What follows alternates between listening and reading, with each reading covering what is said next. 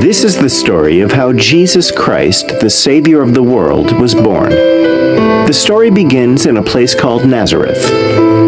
Nazareth was a quiet, sleepy little town where most people were farmers and shepherds. In this town, there lived a young Jewish woman named Mary.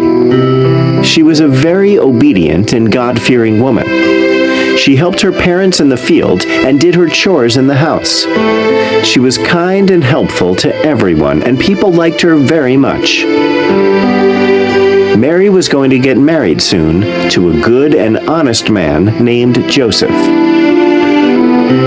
A few days before Mary's engagement, she had a visitor. He was a very special guest, an angel sent by God from heaven. The holy angel Gabriel visited her in her room and called her in her sleep. When Mary opened her eyes, she saw a heavenly figure bathed in a pool of white light floating beyond her window. It wore bright white robes and had big silver wings fluttering behind him.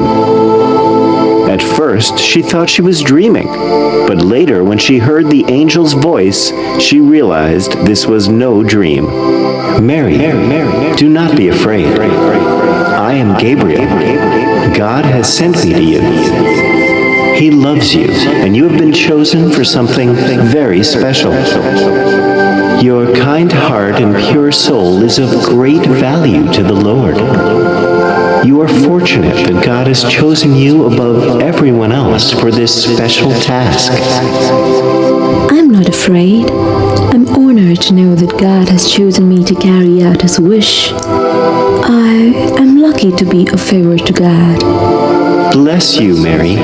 God is pleased with you. I have come to tell you that soon you will have a son. He will be a great king one day, and he will be loved by everyone. He will be called the Son of God. Mary was at first shocked at what Gabriel had to say.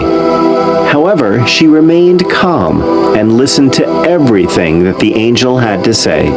Then she spoke to Gabriel. But how is this possible? I'm not yet married. Do not be afraid, Mary.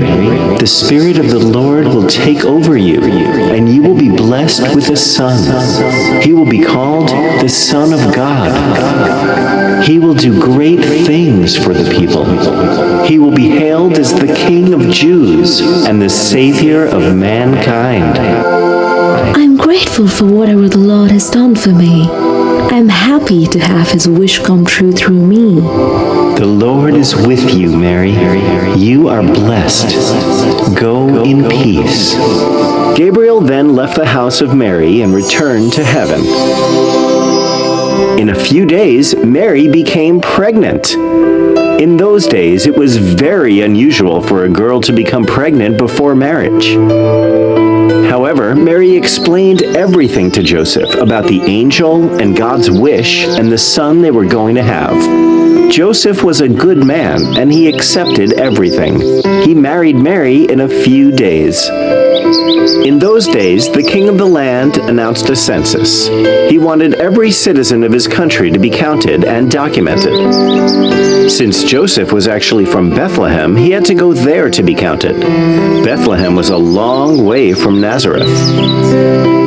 Joseph and Mary had a long and difficult journey ahead to Bethlehem. There were no cars or other means of transportation except for a donkey. The whole journey had to be made by foot. Mary sat on a donkey and Joseph walked behind them.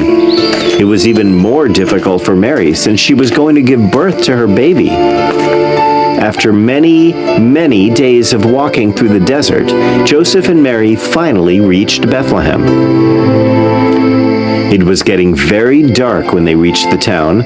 They desperately needed a place to rest and spend the night. But all the inns were full, and nobody would give them space to spend the night. Joseph walked all over the town, knocking at the doors of houses and shops, one after the other, but nobody would allow them to come in. Mary was about to give birth, and it was important that she had a safe and comfortable place for the baby and herself. Joseph and Mary kept feeling hopeless. After searching for a while, Joseph found an empty barn built for cows. There was plenty of fresh straw there. Joseph used the straw and managed to make a bed for Mary. Later in the night, something magical happened. Mary gave birth to a beautiful baby boy. Joseph made a small bed of fresh straw in the manger and laid him there. It was warm and comfortable, and the baby slept happily in the manger. Mary was happy that the predictions of the angels had come true. Jesus Christ, the Savior of this world, was born in a humble manger. On the night that Jesus was born, 3 wise men were traveling on their camels across the desert.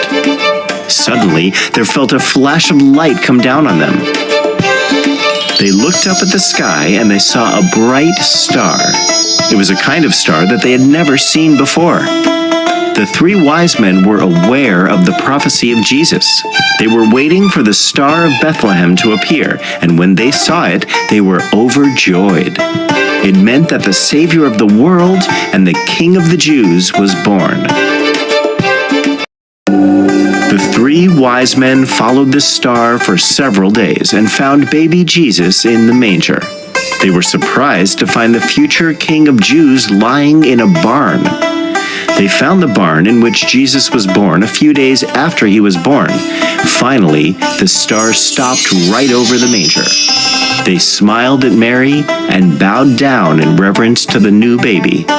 They had brought gifts of gold, frankincense, and myrrh for the baby. These were very valuable gifts and only given to kings.